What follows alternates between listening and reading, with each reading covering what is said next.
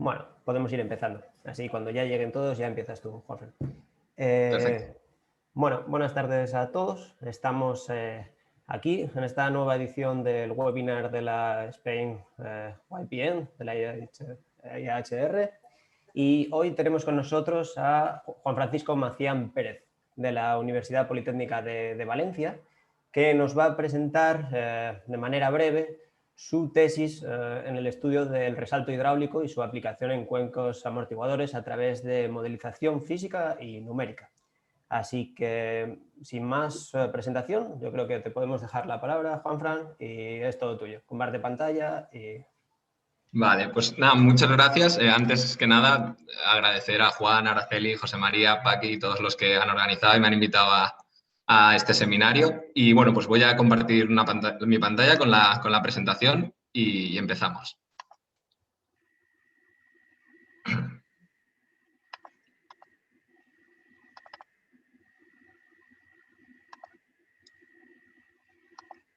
Vale, ¿se ve bien? No, ahora estoy yo. Se ve la pantalla del Zoom. Se ve la pantalla del Zoom. Joder. Vale, voy a ver otra vez. Tranquilo, no pasa nada. Creo que ahora sí que va. Sí, igual sí tienes dos monitores. Ahí, ¿no? Sí, perfecto. Eso es, perfecto. Ahora lo vemos bien. Vale. Muy bien, pues nada, empiezo. Bienvenidos a la presentación titulada Estudio del resalto hidráulico y su aplicación en cuencos amortiguadores a través de modelación física y numérica, que se basa, como ha dicho Juan, en mi tesis doctoral que defendí en julio del año pasado. Estoy utilizando... Yo no sé, ¿se ha quedado pillada la pantalla? ¿Se ha quedado...? No. A mí se me ha quedado pillada la pantalla y se me había quedado pillada sin... Antes de eso estaba sin compartir la pantalla total, en modo no presentación. Ahora ha vuelto. Vale, voy a probar a pasar diapositiva a ver si se ve bien, ¿me decís? No, yo no lo veo. No, yo tampoco. Vuelve a compartir la pantalla, Juan. Sí, vuelve. Voy.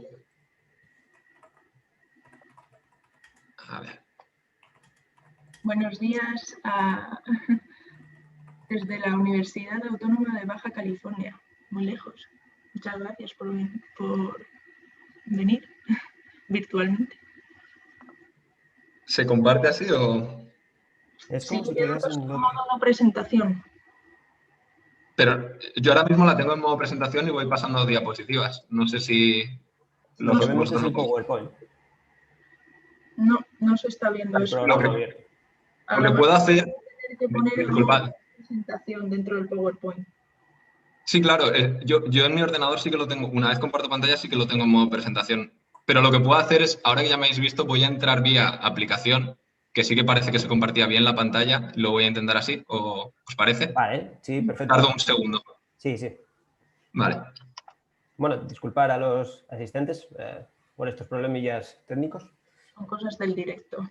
En breve volveremos. A todos estamos seguros que nos pasan estas cosas. Igual ahora nos abandona, Juanfran no vuelve, pero bueno. No.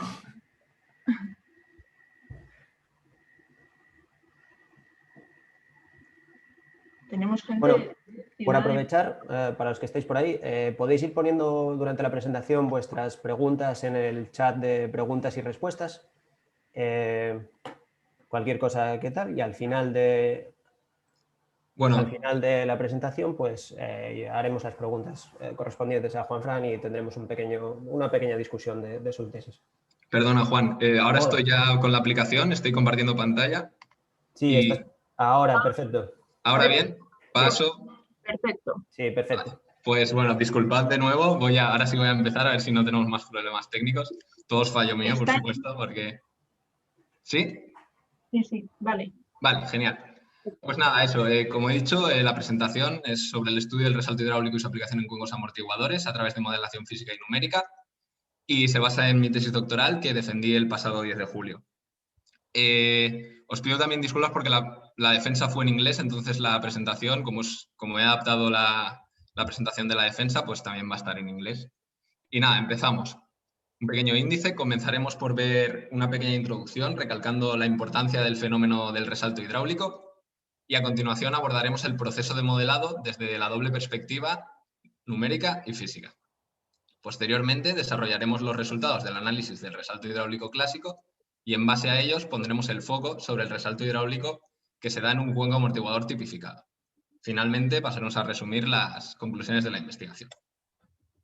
Empezamos pues por la introducción. Lo primero que quería comentar es hablar un poco sobre la importancia del resalto hidráulico. Al final las grandes presas son infraestructuras clave a causa de su importancia social y económica, y también lo son en términos de seguridad, por las consecuencias catastróficas que se derivarían de un posible fallo de estas estructuras. Hoy en día, los nuevos escenarios planteados por el cambio climático y las crecientes exigencias de la sociedad en materia de protección frente a inundaciones, pues nos llevan a una situación en la que un gran número de presas existentes deben lidiar con caudales superiores a aquellos que se consideraron en su diseño.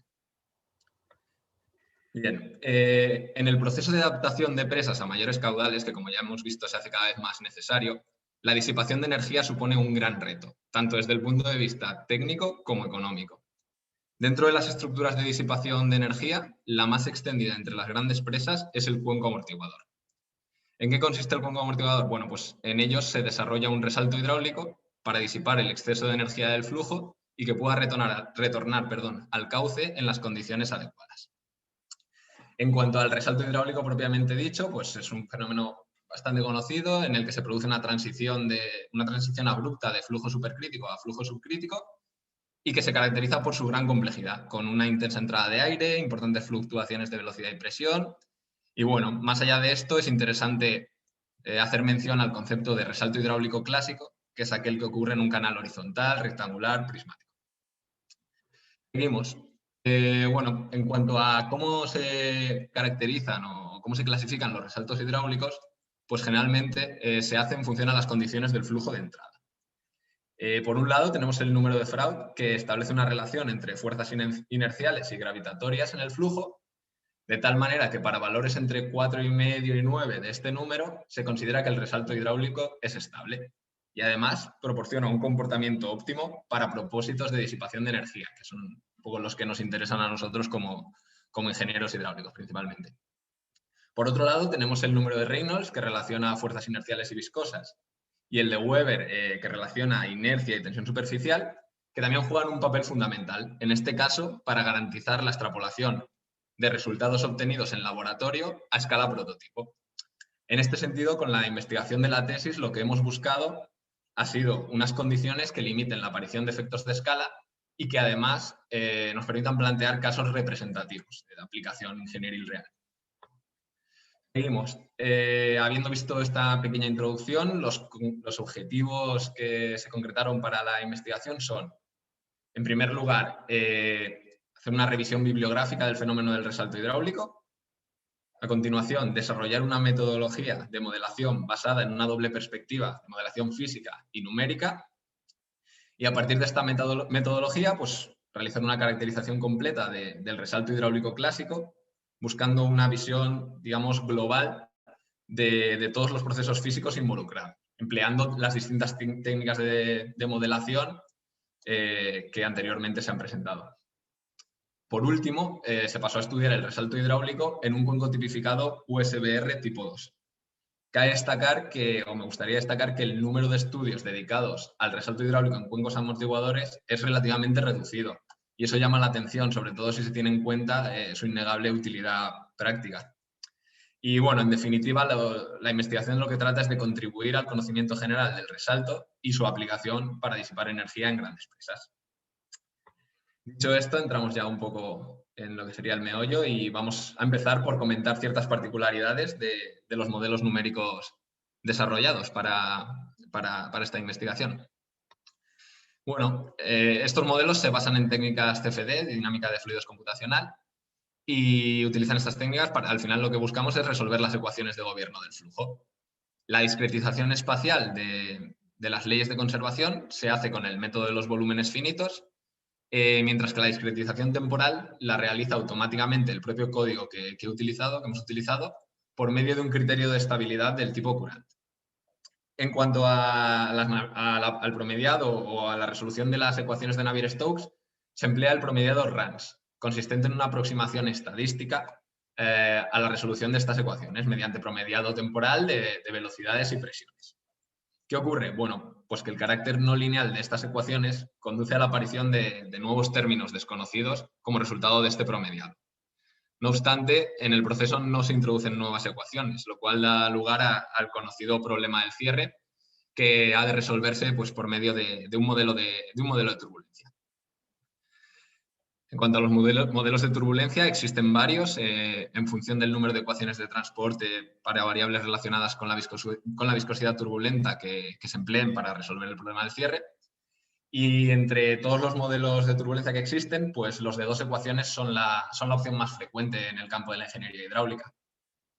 Lo que hicimos para esta investigación fue probar varios de estos modelos de dos ecuaciones y, bueno, de la prueba se realizó una comparación que mostró que, pese a que todos los modelos eran capaces de reproducir adecuadamente los casos de estudio, el modelo, en particular el RNG-K-Epsilon, daba lugar a resultados ligeramente más precisos en comparación con información bibliográfica. Y, por lo tanto, fue el modelo de turbulencia finalmente empleado. Por otro lado, la modelación de la superficie libre. Bueno, pues se basa en el método Volume of Fluid, BOF, en el cual se emplea, lo cuento muy rápidamente, lo más básico, se emplea una variable llamada Fraction of Fluid y, bueno, esta toma un valor igual a 1 cuando la celda correspondiente está completamente llena con agua y un valor de 0 cuando está vacía. De tal manera que para las celdas con valores de F entre 0 y 1, pues sabemos que contienen superficie libre. En cuanto al mallado de las geometrías a modelar, bueno, pues el dominio se mallaba, o lo hemos mallado empleando una malla estructurada tridimensional formada por celdas hexaédricas. Y para decidir su tamaño, pues lo hemos hecho a través del correspondiente análisis de convergencia de malla. En concreto, hemos aplicado el criterio de la ASME. Y, bueno, hemos probado hasta 5 mallas distintas por modelo para tratar de cuantificar la incertidumbre de los resultados y la influencia del tamaño de celda seleccionada en los mismos. Por último, y como dentro de otras técnicas de mallado, pues lo que hemos hecho es en los volúmenes del dominio en los que no hay flujo, pues recortarlos y para aquellas otras áreas con mayores gradientes y o interés, lo que hemos hecho es un proceso de refinado de malla, todo esto buscando incrementar la eficiencia de las simulaciones. Vistos un poco por encima los modelos numéricos, vamos a centrarnos ahora en los modelos físicos y las campañas experimentales desarrolladas, muy rápidamente. Bien, pues en el conjunto de la investigación se utilizaron 3 modelos físicos distintos. El primero se usó para analizar un resalto hidráulico clásico, con un número de Froude 6 y un Reynolds de 210.000, mientras que para el resalto hidráulico en el cuenco tipificado preparamos 2 modelos físicos distintos, siguiendo en ambos las recomendaciones de diseño de la USBR. Y, bueno, pues para el modelo de la Universidad Técnica de Viena el número de Froude era 5 y el de Reynolds 233.000, mientras que para el de la Politécnica de Valencia teníamos un resalto hidráulico con Froude 9 y Reynolds 147.000. Estos serían un poco los modelos físicos y luego qué instrumentación hemos utilizado en las campañas experimentales sobre estos modelos. Bueno, pues para el perfil longitudinal de la lámina libre del resalto hemos utilizado tanto procesado digital de la imagen, DIP por las siglas en inglés, como LIDAR, técnicas LIDAR con una cámara de tiempo de vuelo. En cuanto al campo de velocidades o la distribución de velocidades, pues hemos empleado varios instrumentos, un pitot en el flujo supercrítico y también en el cuerpo del resalto, aunque es importante destacar que la precisión de este instrumento, del pitot, pues se ve afectada en ciertas ocasiones, en ciertas zonas, por la presencia de burbujas, ¿no? En un flujo tan altamente aireado como es el del resalto, lo cual se consideró, como veremos posteriormente, en el análisis de resultados. También se utiliza un velocímetro Doppler, únicamente aguas abajo del roller, de la zona de recirculación del resalto, de acuerdo con las indicaciones del propio instrumento. Por último, también se usó un velocímetro de turbina, pero de nuevo la baja frecuencia de adquisición de este aparato, de este instrumento, pues limitó su uso también a la zona del flujo subcrítico, después del roller del resalto. También, ¿qué más utilizamos? Bueno, pues para la distribución de presión o para recoger datos de presión en la solera, utilizamos una serie de sensores situados a lo largo del eje longitudinal del canal de ensayo, también en alguno de los elementos de disipación de energía del cuenco. Y por último, para la fracción de vacío, pues pudimos utilizar un sensor de fibra óptica. Aquí en esta diapositiva veis una tabla resumen de la instrumentación empleada en cada uno de los modelos físicos del estudio. Al final, no todos los instrumentos estaban disponibles con todos los modelos ni durante toda la campaña experimental, así que se hizo un poco lo mejor que pudimos. Y en este sentido, bueno, me gustaría destacar o recordar la complejidad de los flujos analizados y las limitaciones de la instrumentación empleada, lo cual, pues inevitablemente afecta a las mediciones realizadas, dando lugar a cierto grado de incertidumbre en los datos recogidos.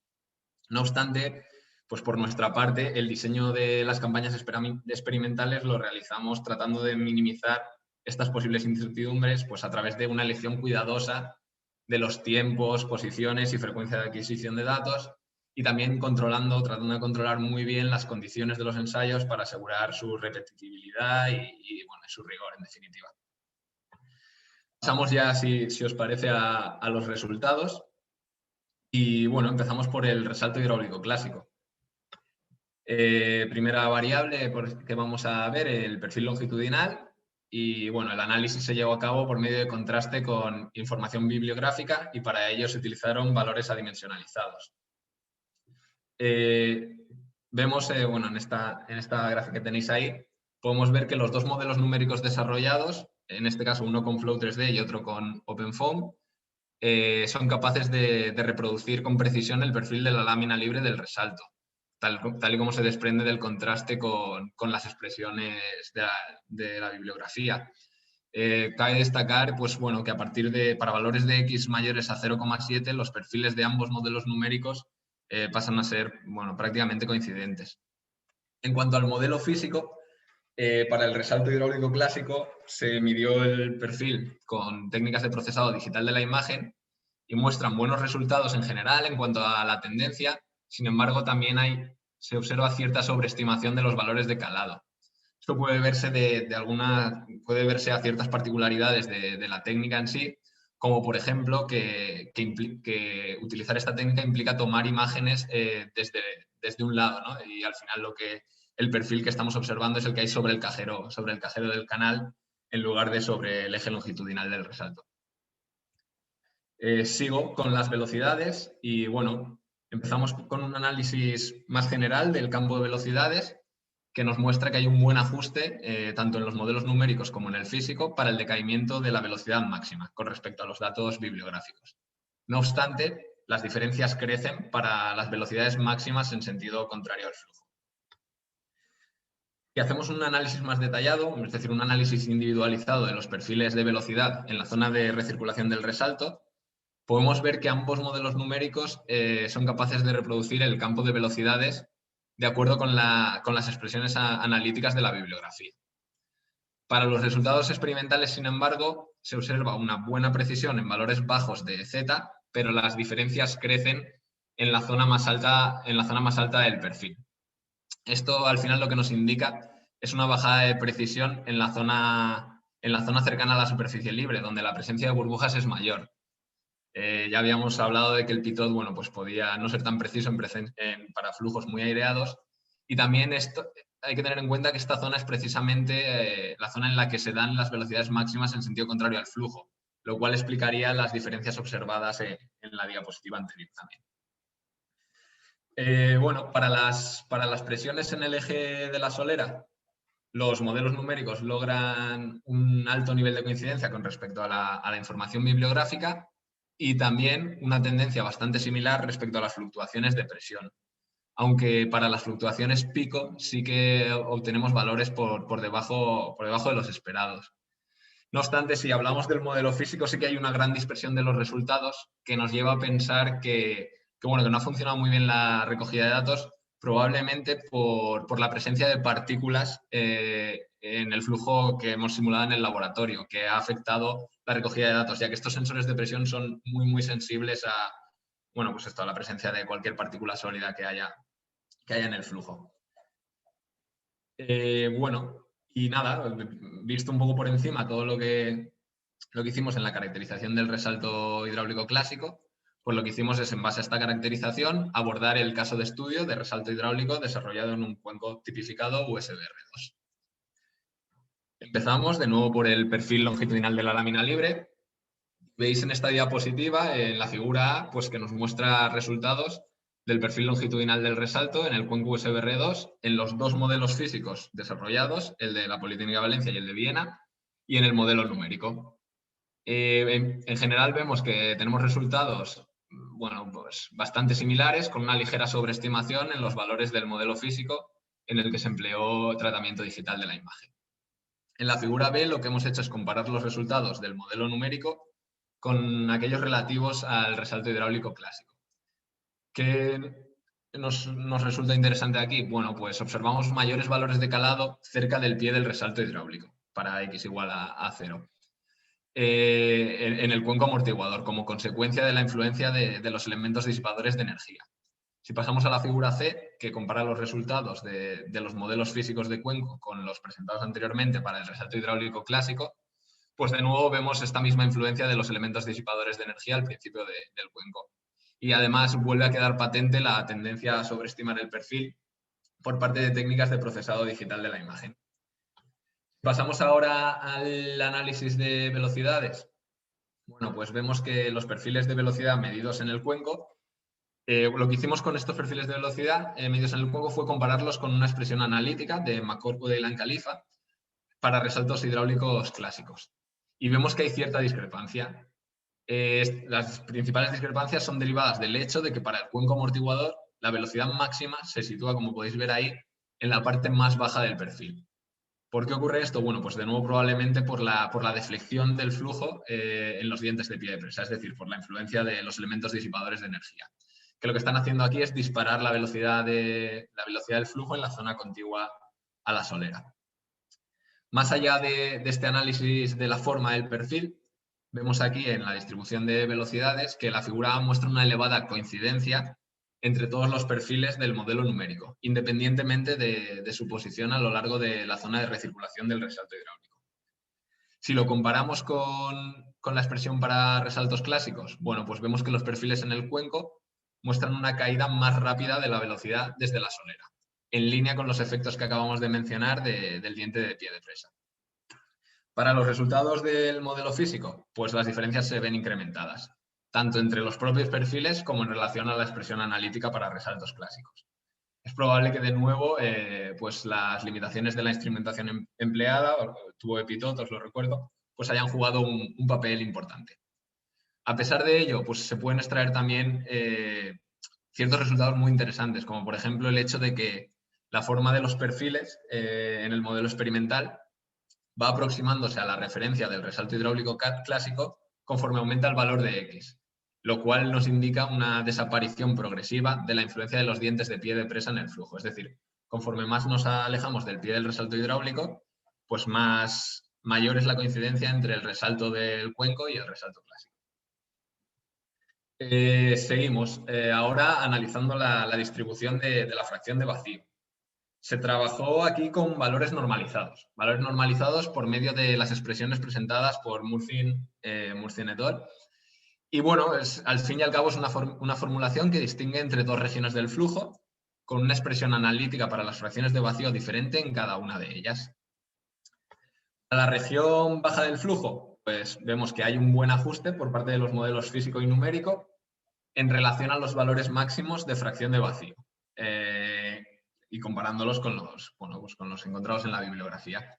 También existe este buen ajuste para la altura en la cual este valor máximo de fracción de vacío se sitúa, que es la figura B. Asimismo, bueno, pues cabe destacar que en los modelos desarrollados la caída del valor máximo de la fracción de huecos es ligeramente más lenta en los modelos que hemos desarrollado en el cuenco amortiguador. Además, la altura de calado de estos valores es relativamente superior. Estas dos diferencias que acabo de mencionar pues pueden explicarse por la acción de nuevo de los dientes de pie de presa que están modificando la distribución de la fracción de huecos en el resalto hidráulico. Si seguimos ahora con la región alta del flujo, recuerdo que había dos regiones diferenciadas por este tipo de formulación. Bueno, pues en la región alta los parámetros que hemos analizado son la altura normalizada para la frontera entre regiones, así como las alturas normalizadas para unas fracciones de hueco de 0,95 y 0,5. Y vemos que es común para estas tres alturas que van incrementándose conforme aumenta la distancia al pie del resalto. Sin embargo, este incremento no es constante y hay un mayor gradiente en la zona cercana al pie del resalto. Además, el incremento de calado en la zona cercana al pie, que ya se comentó en el análisis del perfil de la lámina libre, vuelve a observarse aquí a través de los mayores valores de altura normalizada. Es decir, estamos continuamente viendo, tanto a través del análisis del perfil de la lámina libre, como de velocidades, como de fracción de huecos, que hay una serie de rasgos una serie de características del resalto que se ven claramente alteradas por la presencia de los elementos disipadores de energía. Dicho esto, pues voy a enumerar una serie de conclusiones muy rápidamente. Bueno, con respecto al enfoque de doble modelación numérica y física, pues me gustaría destacar que es el carácter complementario del mismo de ambas perspectivas el que dota de valor a la investigación. Por un lado, las técnicas CFD muestran un gran potencial y versatilidad para el estudio de flujos de interés en el campo de la ingeniería hidráulica, y por otro tenemos la modelación física, que sigue resultando imprescindible para abordar problemas relativos a flujos de elevada complejidad y más ahora con la multitud de técnicas experimentales que existen. En cuanto a la propia caracterización del resalto, bueno, pues para el resalto clásico lo que hemos tratado en esta investigación es de proporcionar una visión global del fenómeno, atendiendo a todos los procesos físicos involucrados, que son muchos, para analizar las distintas variables bajo un único estudio. Y en cuanto al cuenco amortiguador tipificado, SBR2, pues de lo que hemos tratado es de ampliar el conocimiento del resalto hidráulico en este tipo de estructuras, ya que, como he dicho antes, el estudio hasta la fecha ha sido limitado a pesar del innegable interés práctico. Y ya en resumen, pues eso, el estudio del resalto hidráulico en distintas condiciones lo que hace es arrojar luz a las características del fenómeno. ¿Por qué es esto importante? Bueno, pues para nosotros es clave para proporcionar nuevas pautas y recomendaciones para el diseño de estructuras de disipación de energía, que deben adaptarse indudablemente a los nuevos escenarios planteados por el cambio climático y la necesidad de protección frente a inundaciones. Con esto acabo. Muchas gracias por vuestra atención y quedo a vuestra disposición para cualquier pregunta. No sé si los compañeros han ido recogiendo alguna pregunta. Espero tampoco haberme pasado mucho porque me comentaron que hiciera unos 20 minutos. No sé, no me he ido controlando el tiempo. Pido disculpas, sí me he ido mucho. Hola, Juan. Hola, Araceli. Vale, ya estamos con las cámaras conectadas. Y bueno, primero de todo, muchas gracias por tu presentación. A vosotros. Has tenido un tema complicado, donde los haya. Te lo has buscado sencillito, la verdad, como tema de investigación. Y lo has hecho fenomenal. Entonces, primero de todo, eso, felicitarte.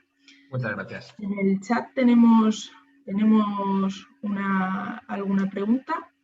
Que, bueno, para empezar, nos habían preguntado si esta presentación la podían acceder y compartir ellos, y os informamos a todos de que esta presentación está siendo grabada en el canal de YouTube de la IAHR y estará disponible para vosotros próximamente.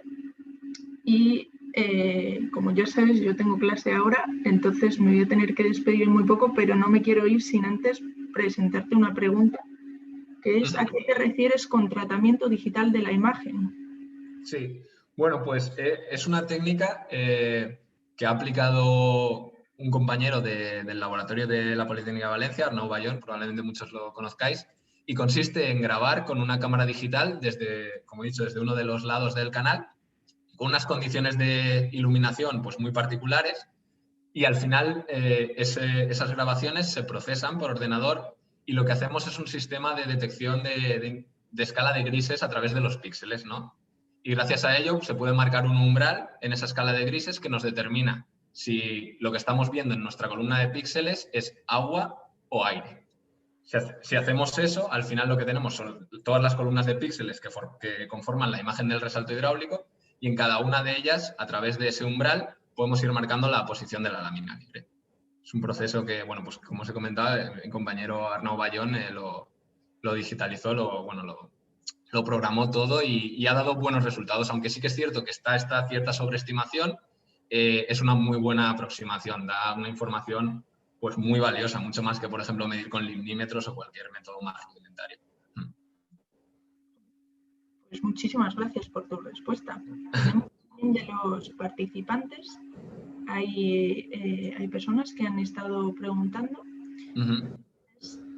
Diego Blanco ha preguntado, me parece que la pregunta sí, era la de Diego Blanco, si existirían datos confiables del modelo físico y si es así, esos datos de los modelos físicos son propiedad y para uso de la UPV entiendo, por si era posible acceder al conjunto de datos y probarlos en simulaciones de validación para otros modelos. Eso es lo que está preguntando Diego Blanco, y yo por mi parte me voy a despedir ya, que si no llego tarde a la clase y los alumnos se enfadan, ¿vale? De acuerdo, muchas gracias, Araceli. Muchas gracias. Va a seguir presentándote las preguntas. Muy bien, gracias. Y un saludo a todos. Vale. Bueno, pues en cuanto a la pregunta de... Bueno, un saludo, Araceli. En cuanto a la pregunta de Diego Blanco, los resultados de la tesis están publicados en una serie de artículos. En concreto hay 3 artículos, un par en Water y uno en el Journal of Hydraulic Engineering. Y ahí están presentados, bueno, un poco en forma de gráficas. Al final tampoco cabe todo en el artículo, pero ahí están y yo estoy encantado de compartirlos con quien me los pida. O sea que no, por eso no creo que haya ningún problema. Bueno, también tenemos una pregunta de Marcelo Lomeli, que te felicita primero por la presentación y tiene una duda sobre las normativas de USBR. Dice que no son recientes, pero que son los fundamentos existentes. ¿Considerarías o sugerirías alguna modificación en los diseños presentados en los manuales de la USBR? Pues la sugeriría y de hecho es en lo que estamos trabajando. Si hubiera seguido un poco más con la presentación, hubiera hablado de las futuras líneas de investigación y una vez caracterizado el resalto clásico y investigado el resalto que se da en el cuenco, el próximo paso que teníamos es qué hacemos con estos cuencos amortiguadores para adaptarlos a las nuevas condiciones que nos exigen los nuevos escenarios. Y es lo que estamos intentando ver. Pues si a lo mejor modificar el tamaño de los elementos disipadores de energía, si añadir otros nuevos, si cambiar su disposición.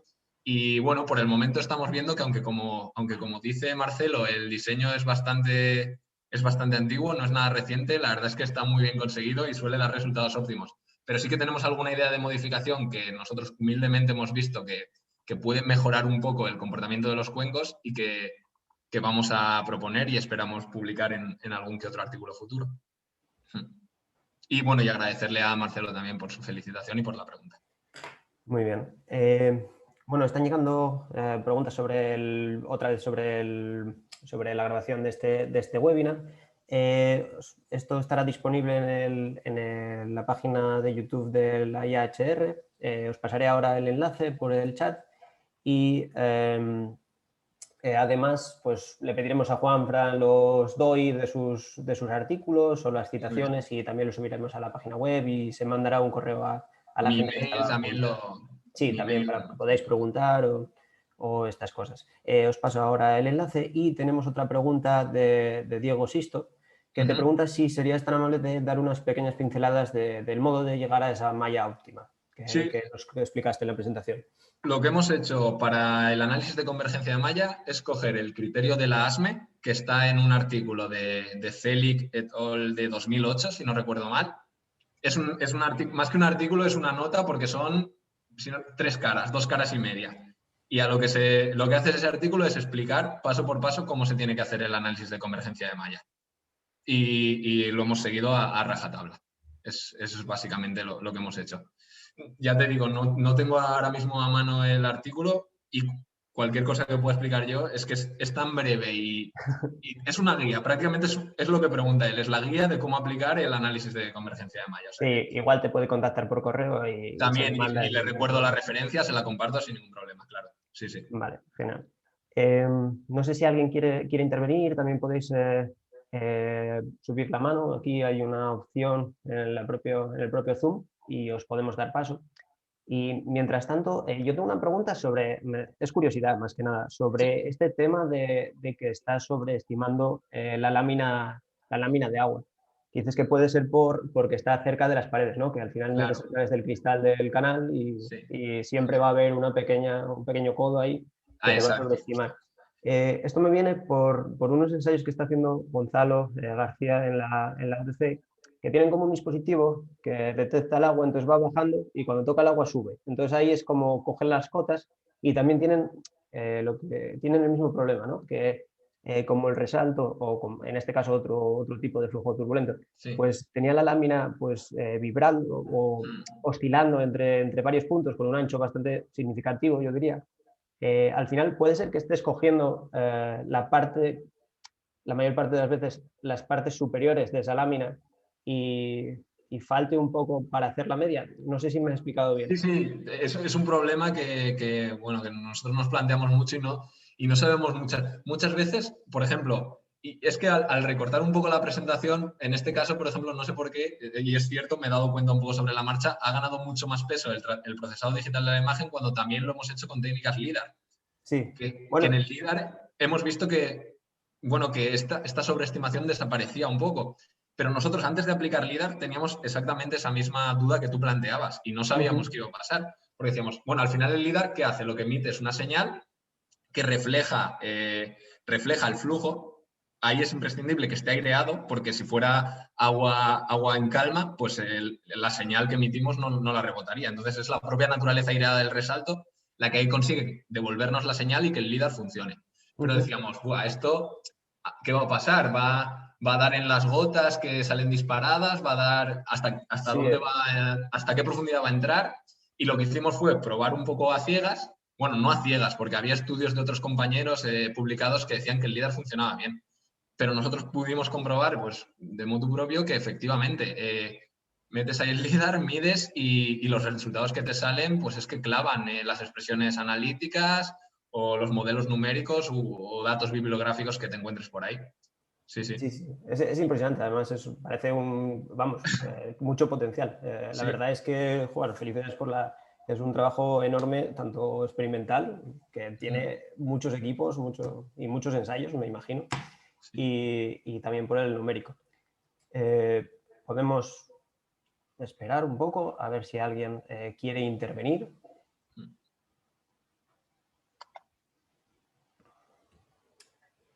Y si no, no sé si quieres comentar algo más o podemos... Bueno, pues aprovecho para agradecer, ya que ha sido la presentación de la tesis, pues para agradecer a toda la gente que trabajó conmigo en la tesis directamente, por supuesto los tutores, Rafa García Bartual y Paco Vallés, pero también los compañeros del laboratorio, Arnau Bayón, que vamos, ha jugado un papel fundamental en la tesis.